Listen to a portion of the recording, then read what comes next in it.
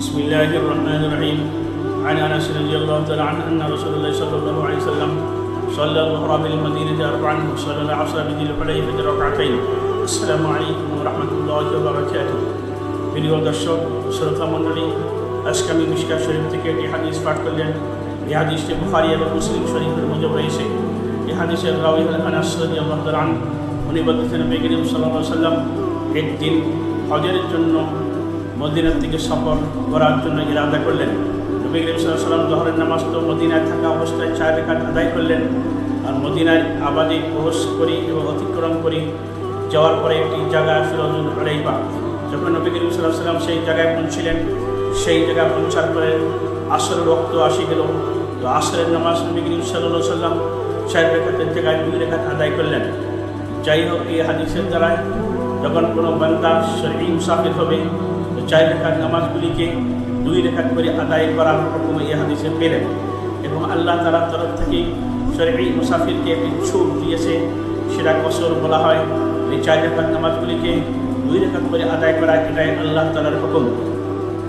ইমাম আবু হানিফা রাহিমাহুল্লাহ তাআলার নিকটে এই হাদিস দিয়ে ইস্তেদলাল করিয়েছে এবং বিভিন্ন হাদিস দিয়ে ইস্তেদলাল করিয়েছে যে সফরে থাকা অবস্থায় 4 রাকাত নামাজগুলিকে 2 রাকাত আদায় করা, মানে কসর করা, সেটা ওয়াজিব। কেউ যদি কসর আদায় না করে ফুল 4 রাকাত নামাজগুলিকে 4 রাকাতে পড়ে, সেটা গুনাহগার হবে, সেই ব্যক্তি গুনাহগার হবে। আর ইমাম শাফি রাহিমাহুল্লাহ তাআলার নিকটে আওলা এবং বেহতর, কেউ যদি 4 রাকাত নামাজকে 4 রাকাতে আদায় করে সে তো গুনাহগার হবে না, কিন্তু দরকে আওলা, মানে আওলাকে আফসালকে ছেড়ে দেওয়া হবে। যাই হোক, এটা মোতাবেক মশলা হাদিস কোরআন থেকে আমাদেরকে মুসাফির যারা হবে তাদেরকে আল্লাহ ছুট দিয়েছে, আল্লাহর তরফ থেকে ছুট দিয়েছে। আল্লাহ যেভাবে হুকুম দিয়েছে সেইভাবে আদায় করার নাম দিন, আর তার উল্টার আদায় করার নাম হলো বেদিন। এখন শরঈ মুসাফির কখন থেকে শুরু হবে বা কতটুকু কিলোমিটার, কতটুকু মাইল সফর করার পরে শরঈ মুসাফির হয় একজন ব্যক্তি, এটা একটি গুরুত্বপূর্ণ মশলা। একজন ব্যক্তি যখন নিজের বাড়ির থেকে 48 মাইল কিংবা 78 কিলোমিটার নিয়তে বাড়ির থেকে বাহির হবে, তখন সে শরঈ মুসাফির হবে। এবং শরঈ মুসাফির কখন থেকে শুরু হবে? ধরো আমরা কোনো গ্রামে থাকি, সেই গ্রামের একটা আবাদি এরিয়া থাকে, বা কোনো শহরে থাকি, সেই শহরের নিশ্চয়ই একটা আবাদি এরিয়া থাকে। সেই আবাদি এরিয়াকে অতিক্রম করার পরে আবার পরে সফরের হুকুম লাগু হয়ে যায়। ধরো আমরা নিজের গ্রামকে অতিক্রম করি, যখন আমরা সফর শুরু করলাম, তারপরে আসরের সময় হয়ে গেল, তখন আমরা আসরের নামাজটা আমরা 4 রাকাত জায়গায় 2 রাকাত আদায় করব।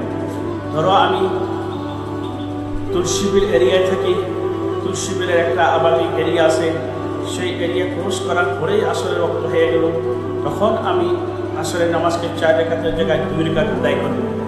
এবং এই যে কসরতে আল্লাহর তরফ থেকে দিয়েছে, এটা কতক্ষণ পর্যন্ত আমরা আদায় করতে পারব, এটি একটি গুরুত্বপূর্ণ মশলা মুসাফিরের জন্য।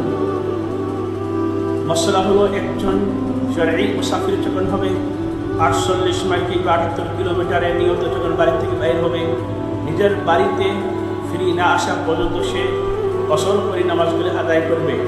কিংবা এমন একটি জায়গায় গিয়েছে যেই জায়গায় থাকার ব্যবস্থা আছে উপযুক্ত, সেই জায়গায় যদি 15 দিনের থেকে কমের ইরাদা করে সেই জায়গায় যায়, সে সেই জায়গায় কসরের নামাজ হিসেবে আদায় করবে, 4 রাকাত নামাজগুলিকে 2 রাকাত আদায় করবে।